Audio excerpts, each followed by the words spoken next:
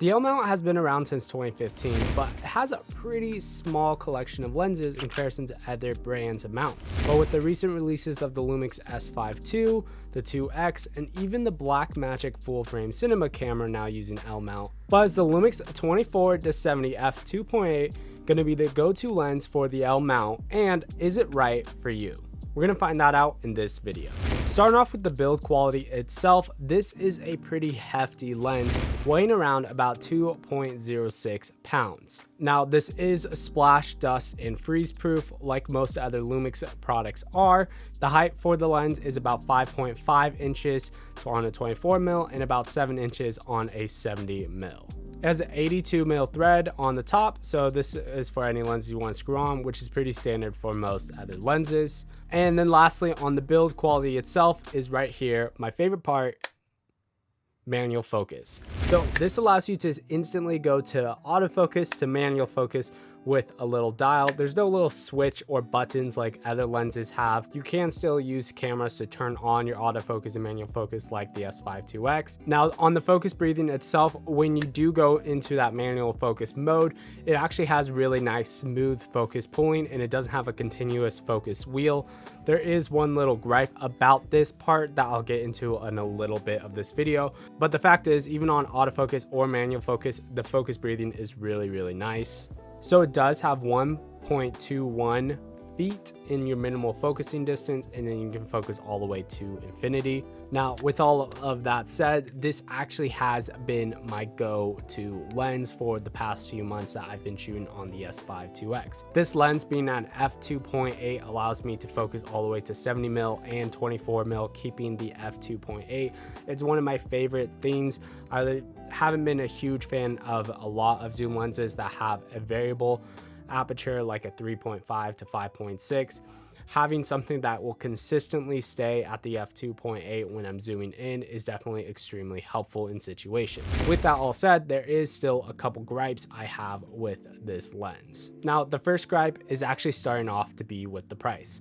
Now, this is absolutely a lens definitely worth it, but when it's coming around $2,000 or $1,997.99, so basically $2,000 of a lens, this is definitely a higher production quality lens, and it's definitely worth it. But there's also other options out there like the Sigma 24-70 f2.8 that might be a better option for you. Now, I've never used the 24-70 from Sigma itself, so I can't talk about the comparison of quality between that lens and this lens, but I will say this is definitely a super high quality lens in my own personal opinion, and really like it.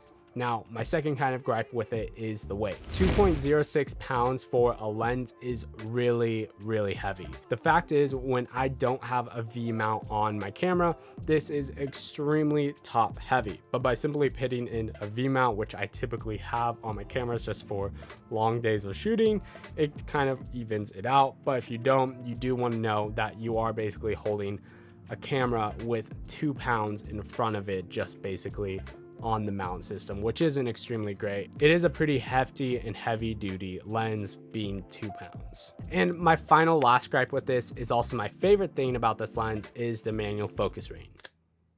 So what I have a problem with this one is this lens is a continuous focus lens when it is on, but the moment you flip this down, it becomes a hard stop lens, sort of. So the moment you get all the way to your, for example, infinity focus distance, it will stop, and you can actually hear it physically on it stopping. But you are still able to continuously focus this ring right here with a little bit of tension to the lens. And this is what it sounds like without the tension. So final overall thoughts with this lens. Would I recommend getting it? Honestly, if you're in the market for a solid all-around lens, this is definitely something I would highly recommend, especially if you're shooting on the S5 II or 2X. This lens is really good for an overall rounded kit. An f2.8 is really all you need for full frame, unless you have something very specific where you want an f1.8 like the prime lenses. but I would still highly recommend this if you just need one lens that can do it all. Now, I highly recommend getting this lens, but if you're still interested in looking at some prime lenses, I did a video about the LUMIX 35mm f1.8 right here. And then YouTube recommends you might like this video right here. Till next week, guys, peace.